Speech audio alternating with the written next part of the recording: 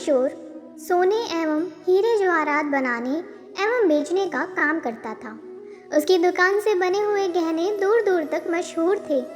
लोग दूसरे शहर से भी कमल किशोर की दुकान से गहने लेने एवं बनवाने आते थे।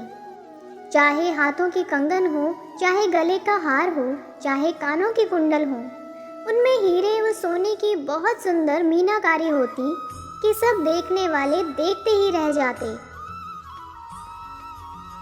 इतना बड़ा कारोबार होने के बावजूद भी कमल किशोर बहुत ही शांत एवं सरल स्वभाव वाला व्यक्ति था। उसको इस माया का इतना रंग नहीं चढ़ा हुआ था। एक दिन उसका कोई मित्र उसकी दुकान पर आया, जो कि अपनी पत्नी सहित वृंदावन धाम से होकर वापस आ रहा था। तो उस मित्र ने सोचा कि चलो थोड़ा सा प्रसाद अपने मित्र कमल किशोर को भी देता चलूं। उसकी दुकान पर जब वह पहुंचा तो कमल किशोर का एक कारीगर एक सोने व हीरे जड़ित बहुत सुंदर हार बनाकर कमल किशोर को देने के लिए आया था। कमल किशोर उस हार को देख ही रहा था कि उसका मित्र उसकी दुकान पर पहुंचा। कमल किशोर का मित्र अपने साथ वृंदावन से एक बहुत सुंदर लड्डू गोपाल, जिसका स्वरूप अत्यंत मनमोहक था, साथ लेकर आया था। जब उसका मित्र दुकान पर बैठा तो उसकी गोद में लड्डू गोपाल जी विराजमान थे। कमल किशोर लड्डू गोपाल जी के मनमोहक रूप सौंदर्य को देखकर अत्यंत आनंदित हुआ। उसने अपने हाथ में पकड़ा हुआ हार उस लड्डू गोपाल के गले में पहना दिया और अपने मित्र से कहने लगा कि देखो तो सही, इस हार की शोभा लड्डू गोपाल के गले में पड़ने से कितनी बढ़ गई है। उसका मित्र एवं कमल किशोर आपस में बातें करने लगे। बातों बातों में ही उसका मित्र लड्डू गोपाल को हार सहित लेकर चला गया। दोनों को ही पता न चला कि हार लड्डू गोपाल के गले में ही पड़ा रह गया है। कमल किशोर का मित्र अपनी पत्नी सहित एक टैक्सी में सवार होकर अपने घर को रवाना हो गए। जब वह टैक्सी से उतरे तो भूलवश लड्डू गोपाल जी उसी टैक्सी में रह गए। टैक्सी वाला एक गरीब आदमी था जिसका नाम बाबू था, जो कि दूसरे शहर से यहाँ अपने परिवार का पालन पोषण करने के लिए टैक्सी चलाता था एवं टैक्सी लेकर काफ़ी आगे निकल चुका था। आज उसको अपने घर वापस जाना था, जो कि दूसरे शहर में था।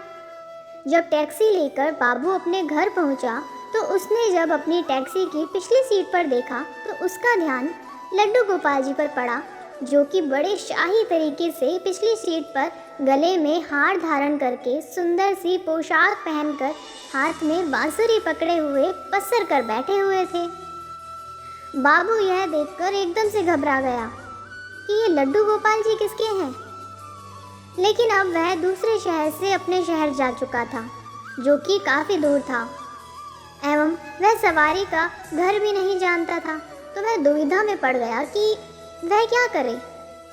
लेकिन फिर उसने बड़ी श्रद्धा से हाथ धोकर लड्डू गोपाल जी को उठाया और अपने घर के अंदर ले गया।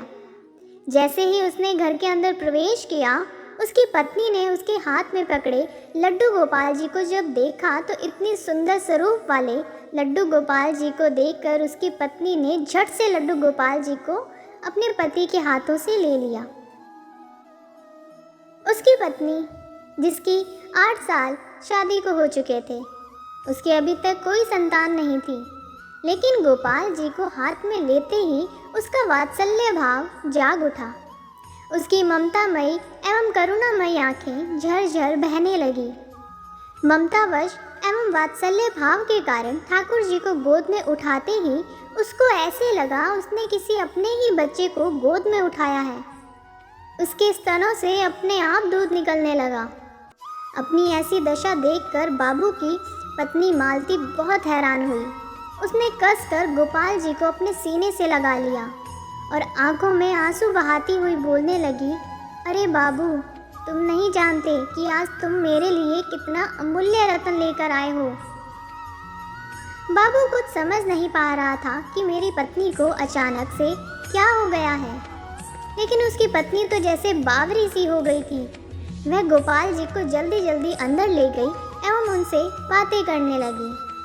अरे लाला, इतनी दूर से आए हो, तुम्हें भूख लगी होगी।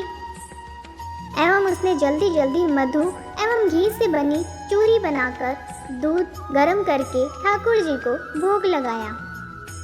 उधर कमल किशोर ने जब अपनी दुकान पर हार को ना देखा तो उसको याद आया कि हार तो ठाकुर जी के गले में ही रह गया है। तो उसने अपने मित्र को संदेशा भेजा। तो मित्र ने आगे से जवाब दिया, अरे मित्र, वह माखन चोर एवं चित चोर हार सहित खुद ही चोरी हो गया है। मैं तो खुद इतना परेशान हूँ। कमल किशोर अब थोड़ा सा परेशान हो गया कि इतना कीमती हार ना जाने कहाँ चला गया। मुझे तो लाखों का नुकसान हो गया। लेकिन फिर भी अपने सरल स्वभाव के कारण उसने अपने मित्र को कुछ नहीं कहा एवं उसने अपने मन में सोचा कि कोई बात नहीं, मेरा हार तो ठाकुर जी के ही अंग लगा है। अगर मेरी भावना सच्ची है तो ठाकुर जी उसको पहने रखें। उधर बाबू एवं उसकी पत्नी मालती दिन रात ठाकुर जी की सेवा करते। अब तो मालती व बाबू को लड्डू गोपाल जी अपने बेटे जैसे ही लगने लगे। लड्डू गोपाल जी की कृपा से अब मालती के घर एक बहुत ही सुंदर बेटी ने जन्म लिया। इन सब बातों का श्रेय वह लड्डू गोपाल जी को देते कि यह हमारा बेटा है एवं अब हमारी बेटी हुई है। अब हमारा परिवार पूरा हो गया। मालती लड्डू गोपाल जी को इतना स्नेह करती कि रात को उठ उठ कर देखने जाती कि लड्डू गोपाल जी को कोई कष्ट तो नहीं है। ऐसे ही एक दिन कमल किशोर व्यापार के सिलसिले में दूसरे शहर गया। यहाँ पर बाबू रहता था। लेकिन दुर्भाग्यवश जब वो शहर में पहुँचा तो अचानक से इतनी बारिश शुरू हो गई कि कमल किशोर को जहाँ पहुँचना था वहाँ ना पहुँच सका। तब वहाँ बाबू अपनी टैक्सी लेकर आ गया एवं उसने परेशान कमल किशोर को पूछा, बाबूजी, आप यहाँ क्यों खड़े हो?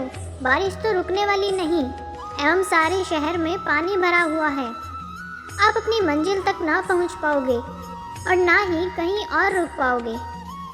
मेरा घर पास ही है, अगर आप चाहो तो मेरे घर आ सकते हो। कमल किशोर, जिसके पास सोने एवं हीरे के काफ़ी गहने थे, वह अनजान टैक्सी वाले के साथ जाने के लिए थोड़ा सा घबरा रहा था। लेकिन उसके पास कोई और चारा भी नहीं था। वह बाबू के घर उसके साथ टैक्सी में बैठकर चला गया। घर पहुंचते ही बाबू ने मालती को आवाज़ दी कि आज हमारे घर मेहमान आए हैं, उनके लिए खाना बनाओ।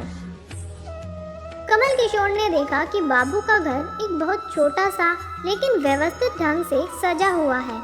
घर में अजीब तरह के इत्र की खुशबू आ रही है जो कि उसके हृदय को आनंदित कर रही थी।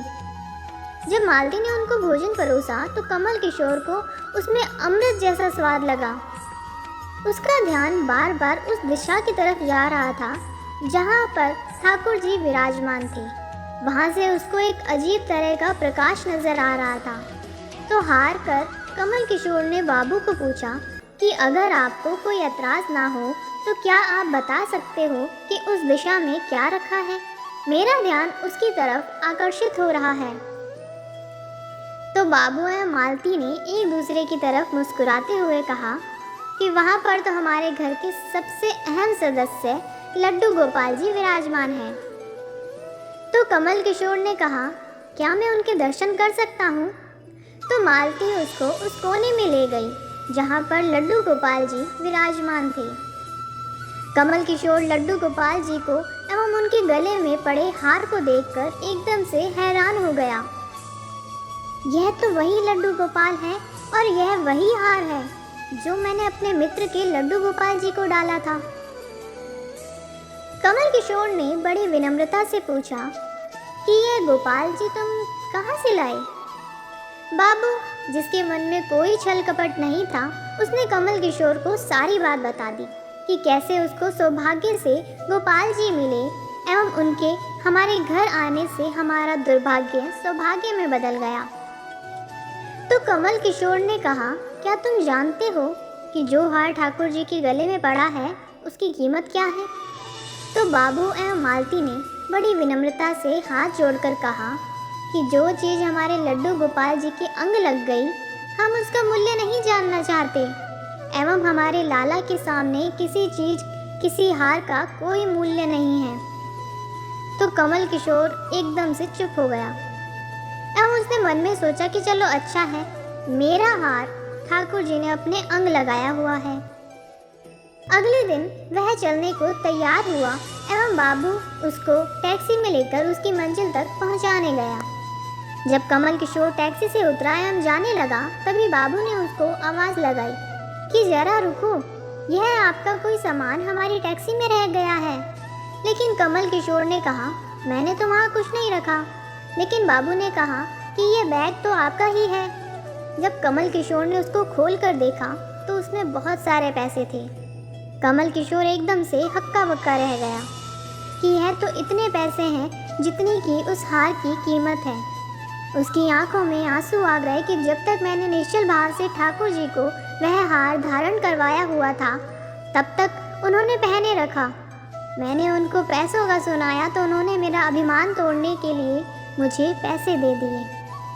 वह ठाकुर जी से क्षमा मांगने लगा, लेकिन अब हो भी क्या सकता था।